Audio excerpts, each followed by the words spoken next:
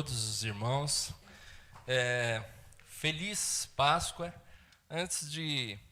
Eu gostaria de orar por cada um dos irmãos, colocando diante de Deus. Mas antes disso, eu gostaria de falar um pouquinho sobre o significado da Páscoa, que é importante. A tradução para a nossa língua da palavra Páscoa, no latim, é passere, apacentar, alimentar, mas não faz jus à terminologia hebraica, que é o pessar. O termo hebraico está associado à proteção, o que pode ser visto em Isaías 31:5, e que é comparado a um escudo e livramento. Então, a palavra Páscoa, na terminologia hebraica, significa proteção, escudo, livramento. Então, eu quero desejar a vocês a proteção em Cristo Jesus, o livramento dele, a segurança nele. Ele é o nosso escudo, ele é a nossa fortaleza. E eu gostaria de começar com uma oração.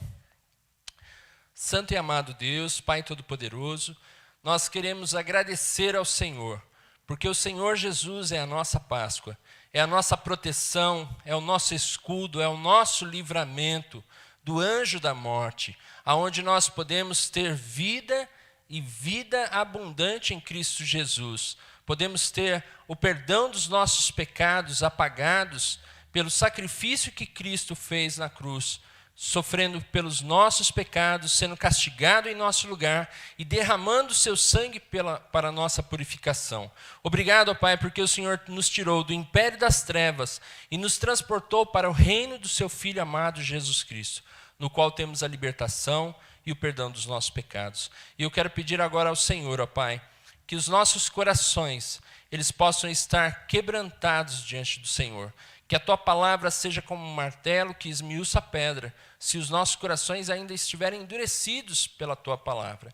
E se os nossos corações ainda, ó Pai, estiverem totalmente corrompidos pelo pecado, ó Deus, pedimos que a Tua palavra também ela seja como fogo, que purifica e que nos torna mais puros do que a neve, ó Pai. Sabemos que tudo isso é através da palavra da vida, que é Jesus Cristo. E nós te louvamos e agradecemos desde agora e para todos sempre, no nome de Jesus. Amém. Antes de nós lermos a palavra de Deus, o tema de hoje fala sobre jogando fora o velho fermento. E o assunto principal é sobre instruções.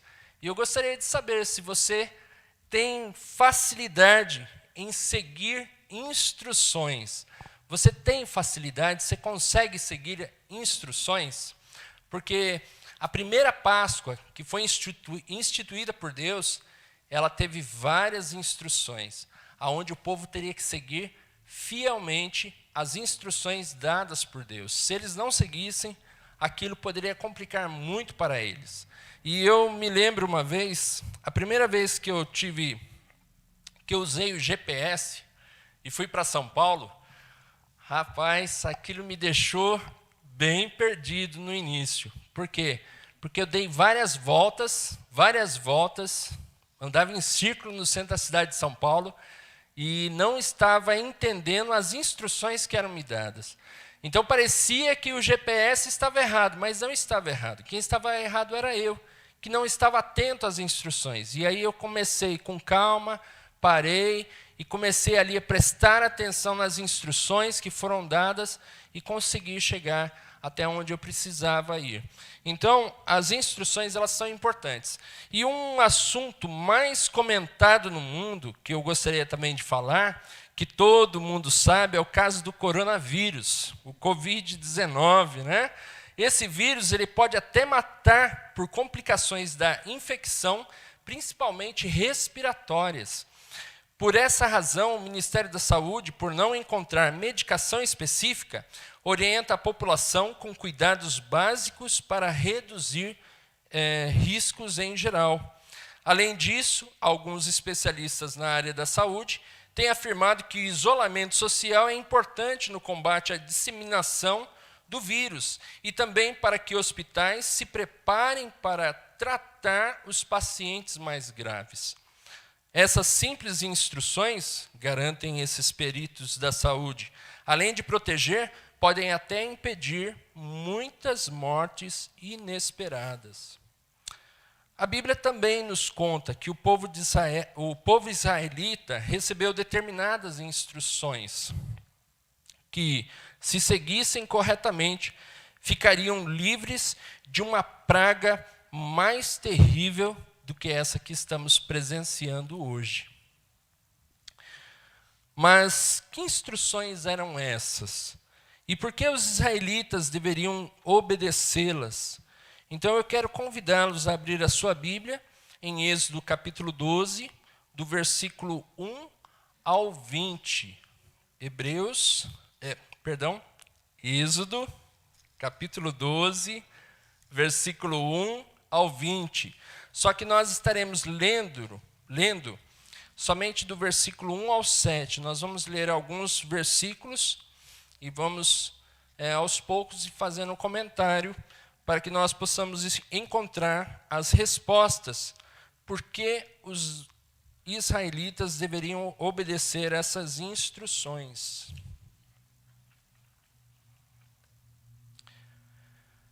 Êxodo, capítulo 12, do versículo 1 ao 7. Diz assim a palavra de Deus: O Senhor disse a Moisés e a Arão na terra do Egito: Este mês será para vocês o principal dos meses, será o primeiro mês do ano. Falem a toda a congregação de Israel, dizendo: No dia 10 deste mês, cada um tomará para si um cordeiro, segundo a casa dos pais, um cordeiro para cada família. Mas se a família for pequena para um cordeiro, então o chefe da família convidará o seu vizinho mais próximo, conforme o número de pessoas, conforme o que cada um puder comer. Por aí vocês calcularão quantos são necessários para o cordeiro. O cordeiro será sem defeito, macho, de 1 ano, podendo também ser um cabrito. Vocês guardarão o cordeiro até o 14º dia deste mês, e todo o ajuntamento da congregação de Israel o matará no crepúsculo da tarde. Estes pegarão um pouco do sangue e os passarão nas 2 ombreiras e na viga superior da porta, nas casas em que o comerem. O povo de Israel tinha que fazer isso direitinho, tinha que fazer corretamente. Porque se alguma coisa eles fizessem errado, eles teriam um grande problema.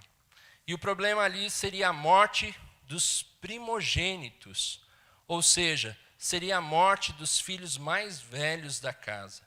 Então, já imaginou se nós recebêssemos essa orientação hoje para nós? Olha, vocês vão pegar e vão fazer tudo isso daqui, vão seguir todas essas instruções. Agora, se fizer errado, já era. Vocês vão perder o filho de vocês. Então, nós aprendemos aqui, o primeiro ponto que nós vamos tratar é que essas instruções elas eram bem confiáveis.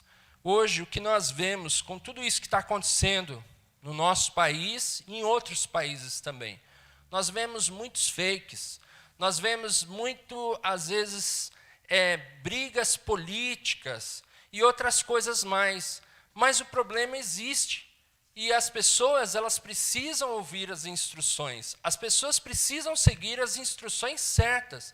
E muitas vezes as pessoas ficam confusas, porque são muitas vozes, muitas pessoas falando, e às vezes elas mesmas, elas não sabem como agir, ou às vezes elas ficam perdidas e acabam tendo problemas mais graves, acabam sofrendo problemas mais graves. Eu lembro uma vez que saiu com uma imagem do governo federal de que os aposentados, os idosos que saíssem na rua perderiam a sua aposentadoria. Olha que coisa absurda, né? Então, isso é um fake.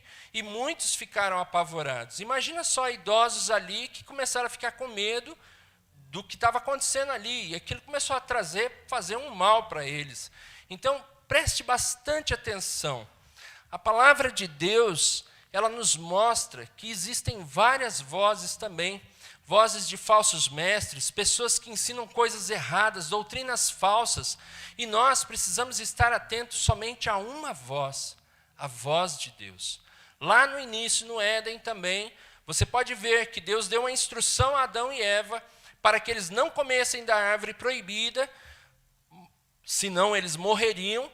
Mas ali uma outra voz, a serpente induzida por Satanás, enganou a Eva e ali disse que até Deus era mentiroso, que o que ele estava falando não era verdade. Então, você percebe que nós precisamos estar atentos às instruções? Jesus, ele disse assim, conhecereis a verdade vos libertará. Mas antes, Jesus diz no versículo 31, se vocês permanecerem firmes nas minhas palavras, verdadeiramente sereis meus seguidores, e conhecereis a verdade vos libertará. O que nós vemos que a Páscoa, ela representava a libertação e a saída do povo israelita do Egito, que viveu 430 anos, incluindo um terrível período de escravidão. E Deus já havia enviado 9 pragas ao Egito. Aqui nós estamos vendo a última praga. E por causa do orgulho de Faraó, que se considerava Deus, que se achava um Deus, e também Deus estava ali trabalhando o coração do povo de Israel, se eles iriam confiar nas instruções, nas orientações de Deus. Então Deus estava colocando o povo à prova e, ao mesmo tempo, ele estava quebrando aquele orgulho de Faraó, fazendo com que o coração de Faraó fosse guiado pelo próprio Deus, para mostrar que o poder não está em nós, não está nas circunstâncias, mas o poder está somente no Deus Todo-Poderoso. Esses sinais que Deus manifestava eram para mostrar que Ele é o único Deus, o Todo-Poderoso, e que os deuses dos egípcios não tinham poder, pois eram falsos.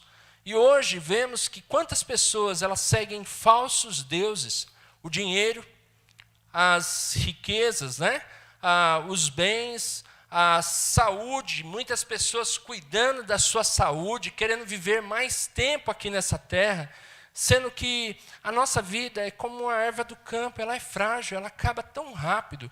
Então nós precisamos estar entendendo que nós não somos nada e que nós somos totalmente dependentes do Senhor. E devido à maldade do Faraó e do seu povo, que ali oprimia o povo de Deus, os israelitas, Deus estava mostrando o seu juízo. Nós vemos aqui, nós vamos seguir um pouquinho mais à frente, no versículo 12. Capítulo 12, agora versículo 12, diz assim, porque naquela noite passarei pela terra do Egito e matarei na terra do Egito todos os primogênitos, tanto das pessoas como dos animais. Executarei juízo sobre todos os deuses do Egito. Eu sou o Senhor. O povo de Israel tinha que tomar uma atitude. Ou eles serviam aos deuses falsos dos egípcios, ou eles obedeciam às instruções de Deus, e ali eles estariam tendo tanto livramento do Egito, estariam sendo livres da escravidão do Egito, como também teriam seus filhos poupados, teriam seus filhos mais velhos ali, os filhos mais velhos seriam poupados da praga destruidora. Todas as outras pragas, então, elas atingiram somente os egípcios, as 9 pragas, mas esta última praga, a morte dos primogênitos, poderia atingir tanto os israelitas quanto os egípcios. A única forma do povo de Deus se livrar era obedecendo às instruções dele e confiando em seu amor, misericórdia e poder. Eu creio que nós, quando passamos por muitas dificuldades e problemas na nossa vida, nós às vezes vemos que tudo isso que está acontecendo no mundo é porque é um Deus irado, é um Deus que nos odeia, é um Deus que está castigando o mundo, que Deus está punindo as pessoas. E nós nos esquecemos que esse Deus é um Deus cheio de compaixão e misericórdia, rico em perdoar. Você sabe o que Deus ele fala? Que ele não tem prazer na morte do ímpio, e sim que ele se arrependa. Ele diz, povo de Israel, por que continuar no pecado? Por que continuar separados de mim? Voltem para mim, e eu os perdoarei. Então Deus ele não tem prazer na morte do ímpio. Ele não tem prazer em castigar as pessoas. Ele, quando castiga as pessoas, ele é como um pai que corrige e disciplina os seus filhos que ama, que não quer perdê-los. E Deus precisaria fazer essa última prova com o povo de Israel também. A última praga não seria somente para os egípcios, mas seria também com os israelitas. Então, a primeira lição que nós podemos tirar aqui sobre Deus, sobre os atributos de Deus, o caráter de Deus que nós aprendemos nesse texto, é que Ele é o único Deus, o Todo-Poderoso, cheio de bondade e de misericórdia. Outra coisa, mas também que Ele é um Deus justo que precisa punir toda a maldade.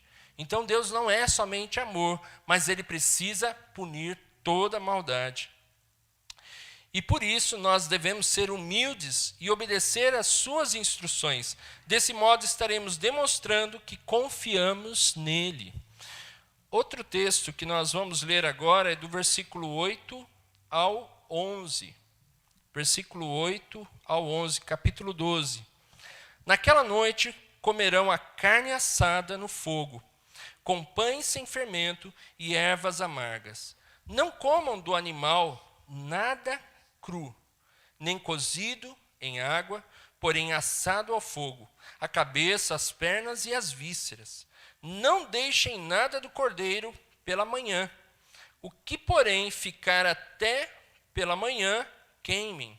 É assim que vocês devem comê-lo, já prontos para viajar, com sandálias nos pés, o cajado na mão. Comam depressa. E é a Páscoa do Senhor. Naquela noite, na noite da saída do Egito, cada família sacrificou e comeu um cordeiro. Depois de passar o sangue do animal nos umbrais da porta, ali eles tiveram que estar prontos, arrumados, porque tudo deveria ser bem depressa, eles deveriam estar prontos, porque assim que eles terminassem de comer e o anjo da morte viesse, e depois que passasse tudo aquilo, eles iriam embora, eles teriam que ir embora. Então tudo isso teria que ser às pressas, bem rápido. E isso nos traz algo para nós pensarmos também. Será que nós estamos dormindo na fé e esquecendo do nosso chamado e da nossa missão, que é ide e pregai o evangelho a toda criatura? A palavra de Deus diz que nós devemos apressar a vinda de Jesus Cristo. Nós devemos ansiar pela volta de Cristo. Maranata, a hora vem, Senhor Jesus. E muitas vezes nós estamos nos deleitando nos prazeres desse mundo e nos esquecendo do nosso chamado, da nossa vocação, daquilo pelo qual Deus nos chamou, que é para ir e pregar o evangelho a toda criatura. Nós não podemos dormir, nós devemos correr, nós devemos ter pressa. Quantas pessoas você sabe que morreram hoje? Não só do coronavírus, mas de várias outras coisas. E essas pessoas, será que elas tiveram a oportunidade de conhecer a Jesus Cristo? Aí talvez alguém diga assim, não, mas Deus não vai deixar com que ela morra sem conhecer o evangelho. Mas pense um pouquinho, Deus deu essa responsabilidade para nós. E aí? E se não houver com quem pregue? Por que Paulo disse isso? E se não houver quem pregue? Como eles crerão? Como eles ouvirão a mensagem? Se não forem enviados? Então nós precisamos pensar nisso. Pensar que nós também precisamos correr e não ficar dormindo na fé. Versículo 13. o versículo 13 diz assim: o sangue será um sinal para indicar as casas em que vocês se encontram. Quando eu vir o sangue, passarei por vocês, e não haverá entre vocês praga destruidora, quando eu ferir a terra do Egito. Quando eu ferir a terra do Egito. Esse sangue, o sangue daquele cordeiro, que é um animalzinho, ele simbolizava a purificação da entrada da casa, como uma preparação para a presença do Senhor. Esse seria o sinal para que o Senhor protegesse da praga destruidora, da entrada de entrar na casa dos israelitas. Os israelitas, eles ainda não conheciam Deus verdadeiro. Eles conheciam de histórias de Abraão, de Isaac, de Jacó, mas conheciam muito pouco. Eles não tinham experiência, intimidade com Deus. E muitos deles viviam ainda uma vida de pecado. E o sangue ali, a Bíblia diz em Hebreus 9, 22, que sem derramamento de sangue não há remissão dos pecados, não há perdão dos pecados. E ali foi preciso o derramamento do sangue, não somente para o perdão dos pecados, mas também porque Deus é santo, Deus é puro e perfeito, e Ele não tolera o pecado. Ele não pode se relacionar conosco, Ele não pode estar junto conosco se nós estivermos no pecado. A palavra de Deus diz que Deus não está surdo para que não possa ouvir as nossas orações e nem com seu braço encolhido para que não possa nos salvar. Mas o que impede dele nos ouvir e dele nos ajudar a nos salvar são os nossos pecados. Então veja só a importância do sangue nos umbrais das portas. É para que o Senhor estivesse ali e os protegesse, para que quando o anjo da morte passasse ali, ele pulasse e ele fosse para outras casas que não tinham o sangue do Cordeiro. E o sangue do Cordeiro, nós sabemos que é Jesus Cristo. Jesus Cristo é o Cordeiro Pascal. João Batista diz que Jesus Cristo é o Cordeiro de Deus que tira o pecado do mundo. E é tão maravilhoso isso, quando nós entendemos que Jesus Cristo é o Cordeiro de Deus que tira os nossos pecados. Porque Ele é o único que pode nos dar realmente a verdadeira vida. E Ele é o único que pode fazer com que possamos ter esse acesso direto ao Pai e ter a proteção. E podermos dizer assim, como diz no Salmo 91, aquele que habita no esconderijo do Altíssimo, à sombra do Onipotente, descansará. Direi do Senhor, Ele é o meu, o quê? Rochedo? Ele é a minha fortaleza? Eu não lembro. Mas eu sei que Ele é o nosso refúgio, Ele é a nossa fortaleza. Deus, no versículo 14 também, nós vemos outro ponto importantíssimo aqui, que diz assim: este dia lhe será por memorial, e vocês celebrarão como festa ao Senhor, de geração em geração, vocês celebrarão esse dia por estatuto perpétuo. A Páscoa, nós sabemos que existe um sistema nesse mundo, um sistema maligno, que tenta tirar o foco principal e fazer com que os cristãos se esqueçam da verdadeira Páscoa e não deem essa importância. Porque essa festa é para o Senhor Jesus. A Páscoa não é uma festa para nós, não é uma festa para as crianças por comer chocolate. Não que seja errado, não tem problema em comer chocolate. Podemos comer chocolate qualquer outro dia. Prefiro até comer chocolate depois que passa a Páscoa, que sai mais barato. Fica bem melhor. Agora, muitas pessoas dão tanto valor para a Páscoa, para o ovo de Páscoa, e perdem a essência principal, que essa festa não é para nós. Essa festa é para o Senhor Jesus. Ele é o Cordeiro de Deus que tira o pecado do mundo. Ele é o nosso Senhor, Ele é o nosso Salvador. Deus queria que seu povo se lembrasse desse dia tão especial que é a Páscoa. Ele sabia como era fácil o povo se esquecer do bem que lhes foi feito. Então Ele instituiu muitas celebrações como lembretes. O Senhor as instituiu para que as gerações futuras também lembrassem e se lembrassem dos seus feitos. Veja só, Deus colocou várias festas para o povo de Israel, Mas essas festas era para que o povo não se esquecesse. Você tem o seu aniversário, que todo ano você comemora, e você não se esquece do seu aniversário. E mesmo que você se esqueça, alguém sabe o dia em que você nasceu, sabe a data do seu aniversário, e vai estar sempre ali te parabenizando. Então, o que Deus ele queria do povo é que o povo se lembrasse, levasse isso como um memorial. Quando nós celebramos a ceia do Senhor, nós estamos trazendo à memória, lembrando o sacrifício do nosso Cordeiro, o Cordeiro Pascal, que tira os nossos pecados.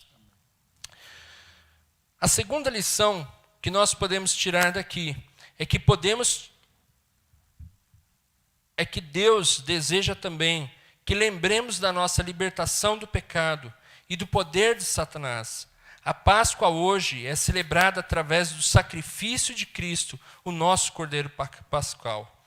Ele derramou o seu sangue para nos purificar e proteger da morte e no juízo final.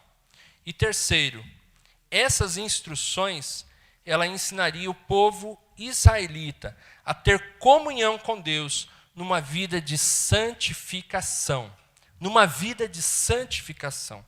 O segundo, nós vimos que essas instruções não eram somente para salvar os primogênitos, mas seria um memorial da libertação dos israelitas do Egito.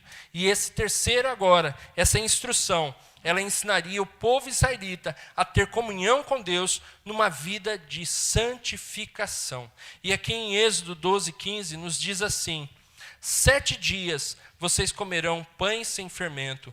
Logo no primeiro dia, tirem o fermento das suas casas, pois todo aquele que comer coisa levedada, desde o primeiro dia até o 7º dia, será eliminado de Israel. Não era somente o cordeiro, a preparação para o cordeiro, o sacrifício para comer, passar nos umbrais das portas, mas era muito mais do que isso. Havia também o pão asmo, que talvez na sua Bíblia esteja como pão asmo, que significa pão sem fermento.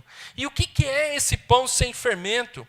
A Páscoa, ela celebrava a libertação do anjo da morte, enquanto os pães sem fermento celebravam a própria saída do Egito, significando a comunhão com Deus numa vida de santificação. Veja só, do versículo 15 ao 17. Agora 16. No primeiro dia vocês terão uma santa convocação, e também no 7º dia terão santa convocação. Não façam nenhum trabalho nesses dias, exceto o que se diz respeito ao comer. Somente isso poderão fazer. Guardem a festa dos pães sem fermentos, porque nesse dia tirarei os exércitos de vocês da terra do Egito. Portanto, vocês guardarão esse dia de geração em geração, por estatuto perpétuo. Veja só, os pães sem fermento, ele tinha um simbolismo muito grande.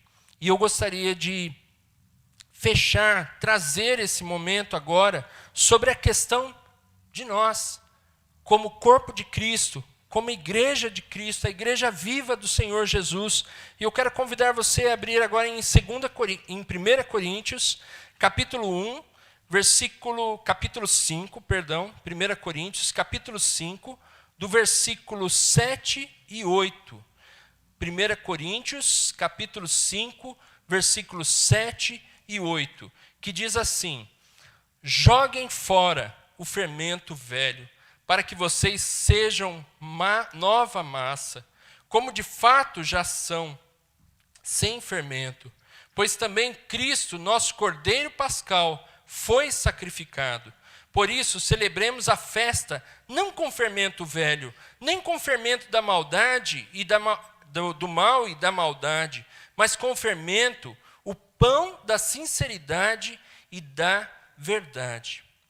É interessante nós vermos um pouquinho da história do povo de Israel, e nós vamos ver aqui que, além dos israelitas, né, eles limparem as tigelas e os recipientes onde o pão era sovado, os israelitas acendiam a lâmpada e examinavam toda a casa para certificar-se que não havia sobrado nenhum fermento. Essa era uma recomendação de Deus. Eles precisavam estar atentos a isso. Então eles pegavam a lâmpada e começavam a andar por todos os cantos da casa e ver se não tinha nenhuma tigela, nenhum outro instrumento ali que de repente estivesse com fermento. Além de limpar as tigelas e os recipientes onde o pão era sovado, os israelitas acendiam a lâmpada, examinavam toda a casa para certificar-se de que não haviam sobrado nenhum fermento, e então eles erguiam as mãos ao Senhor e diziam assim: ó Deus, removi todo o fermento de minha casa, e se há algum fermento do qual não tenho conhecimento, também o lanço fora de todo o coração. Veja só, Jesus, além de ser o nosso Cordeiro Pascal, ele também é o pão da vida sem fermento. Sabe o que significa isso? O fermento, ele simboliza o pecado. E se estamos em Cristo, o pão da vida, nós somos uma nova massa sem fermento. Porque se Cristo é a massa, se Cristo é o pão da vida, e nós estamos nele, então nós já estamos sem fermento, nós já estamos sem o pecado. O pecado não nos domina mais, mas nós podemos ainda trazer o fermento velho para dentro da nossa casa. Às vezes pode estar alguns pedacinhos de fermento velho ali no nosso coração, em nossa casa, escondidos. E nós precisamos eliminar esse fermento da nossa vida, para que nós possamos, por essa razão, nós devemos jogar o fermento velho e permanecer sem fermento. E para concluir, assim como os israelitas, eles tinham o costume de acender a lâmpada e examinar toda a casa, nós devemos meditar a palavra de Deus, para que ele examine os nossos corações. Salmo 119, versículo 105, diz: lâmpada para os meus pés é a tua palavra, e luz para o meu caminho. Como pode um jovem purificar a sua alma, observando atentamente a sua palavra? A palavra de Deus também diz assim, em Salmo 119, versículo 11, guardei a tua palavra no meu coração, para não pecar contra ti. A lâmpada está perto de nós, é a palavra de Deus, é a palavra pura e viva, que é Jesus Cristo. E Ele quer falar aos nossos corações e tirar todas essas impurezas, mostrar o que está errado em nossa vida. E se nós não encontrarmos nada, clamemos ao Espírito Santo para que sonde o nosso coração, pois as Escrituras dizem que enganoso é o coração do homem, que ele é desesperadamente corrupto. Quem o conhecerá? Só Deus conhece o nosso coração. Então, ao confessarmos os nossos pecados ao Pai, nós devemos crer que Ele é fiel e justo, de além de nos perdoar, Ele pode nos purificar de toda a injustiça. E eu quero pedir a você agora, curve a sua cabeça, feche os seus olhos, e eu gostaria de convidá-lo, eu quero convidá-lo nesse momento, a levantar as suas mãos, como um sinal de rendição ao Pai, de misericórdia, e orar comigo, repetindo essa oração, quase parecida com a oração desses judeus que fazem, quando eles vão ali ver se há algum pedaço de fermento na casa deles. Essa casa é o seu coração. Peça a Deus agora que sonde o seu coração. Se você quer fazer isso comigo, feche os seus olhos agora e repita comigo esta oração. Ó Deus, eu quero remover todo o fermento do meu coração, de minha casa e trabalho. E se há algum fermento do qual não tenho conhecimento, ó Deus, também o lanço fora de todo o coração. Em nome de Jesus, nosso Cordeiro Pascal, que já nos purificou. Amém. Que Deus os abençoe.